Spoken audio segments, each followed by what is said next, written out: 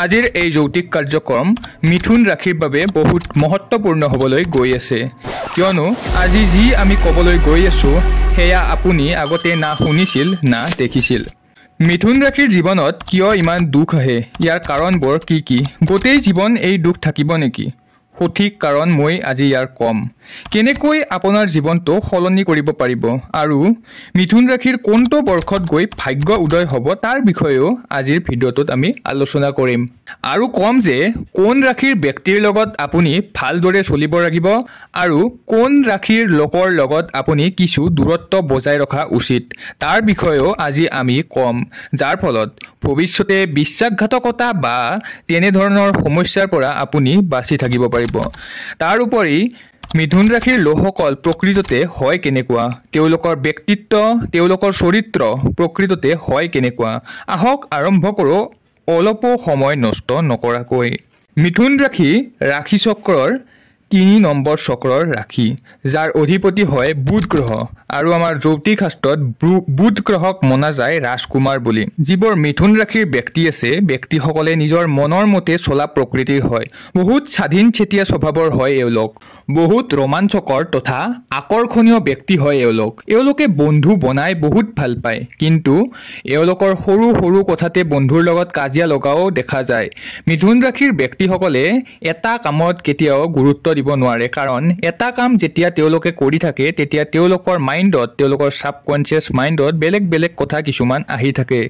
গতিকে এটা কামতে মন দি স্থিৰভাৱে আগবঢ়াৰ সক্ষমতা এওঁলোকৰ নাথাকে এওঁলোকে হাঁহি থাকি ভাল পায় চাৰিজন মানুহ যেতিয়া লগ হয় তেতিয়া সেই চাৰিজন মানুহৰ ভিতৰত মিথুন ৰাশিৰ ব্যক্তিজনে কিবা এটা কৈ চাৰিওজন মানুহকে হহুৱাই দিয়াৰ কেপাচিটিটো ৰাখে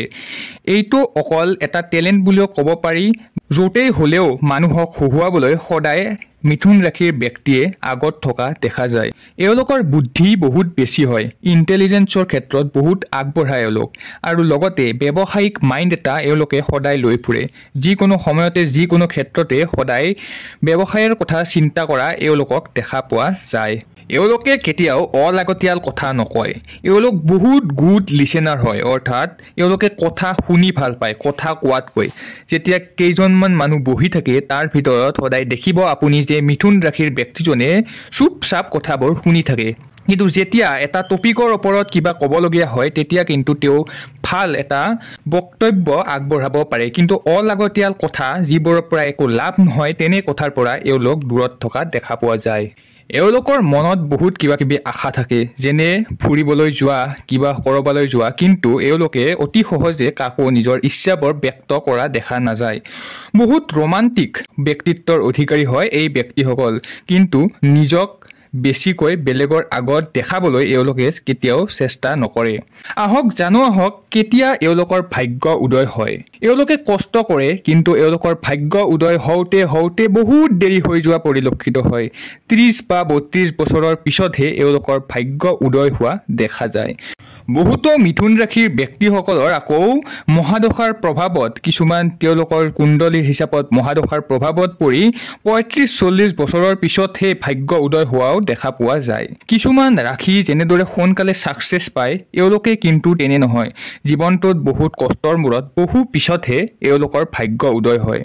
আপোনাৰ কিমান চনত ভাগ্য উদয় হৈছিল নিশ্চয়কৈ কমেন্ট কৰি জনাব আৰু এতিয়া আমি জানো আহক কোন কেইটা ৰাশিৰ লোকৰ লগত আপোনাৰ ৰিলেচন আৰু বিশ্বাস বনাই চলিব নালাগে মেঘ ৰাশি বৃশ্চিক ৰাশি আৰু ধনু ৰাশি এই তিনিটা ৰাশি এনেকুৱা ৰাশি যদি এই তিনিটা ৰাশিৰ ব্যক্তিৰ লগত মিথুন ৰাশিৰ ব্যক্তি লগ হৈ থাকে তেতিয়া শেষত গৈ আপুনিয়ে বিপদত পৰাৰ সম্ভাৱনা থাকে কিয়নো এওঁলোকৰ লগত লগ হৈ থাকিলে আপোনাৰ বহুত দীঘলীয়া সময়লৈ সম্পৰ্ক কেতিয়াও থাকিব নোৱাৰে থাকিলেও বহুত সমস্যা হ'ব কাজিয়া পেচাৰ হৈ থাকিব কিয়নো মিথুন ৰাশিৰ লগত মেঘ ৰাশি বৃশ্চিক ৰাশি আৰু কুম্ভ ৰাশি কেতিয়াও তেওঁলোকৰ বিচাৰধাৰা কেতিয়াও এক হ'ব নোৱাৰে এতিয়া আমি জানো আহক মিথুন ৰাশিৰ জীৱনত আসলতে দুখ কিয় আহে আৰু কিয় ইমান দুখৰ প্ৰভাৱ আপোনাৰ জীৱনত পৰে আৰু এই দুখ দূৰ কৰি আপুনি কেনেকৈ জীৱনটো সলনি কৰিব পাৰিব সকলোতকৈ প্ৰথম কাৰণটো হ'ল এওঁলোকে যিকোনো কথা কোৱাৰ আগতে বহু বেছি চালি জাৰি নাচায়। কেতিয়াবা কোনো শত্ৰুৰ আগতে শত্ৰুজনক নিজৰ বন্ধু বুলি ভাবি নিজৰ গোপনীয় কথাবোৰ কৈ দিয়ে, যাৰ ফলত এওঁলোকে পিছলৈ বিপদত পৰা দেখা পোৱা যায়। গতিকে ইয়াৰ ওপৰত আগলৈ ধ্যান দি ৰাখিব।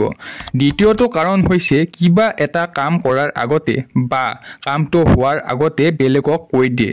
যাৰ ফলত পিছলৈ কামটো কৰাৰ প্ৰতি ইচ্ছা নোহোৱা হৈ যায়। তৃতীয় কাৰণটো হৈছে সিংহ ৰাশিৰ ব্যক্তিৰ দৰে মিথুন ৰাশিৰ ব্যক্তিয়েও নিজৰ ভুল কেতিয়াও নামানে। নিজে জানে যে ভুল হৈছে কিন্তু বেলেগৰ আগত প্ৰকাশ কৰিব নিবিচাৰে আৰু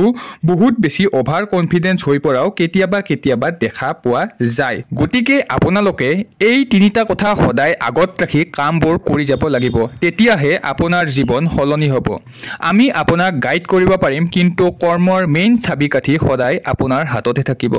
লাইক, শ্বেয়াৰ আৰু ছাবস্ক্ৰাইব কৰিবলৈ নাপাহৰিব আৰু মোৰ লগত কনচালটেশ্যনৰ বাবে স্ক্ৰীনত দিয়া নম্বৰটোত যোগাযোগ কৰিব পাৰে।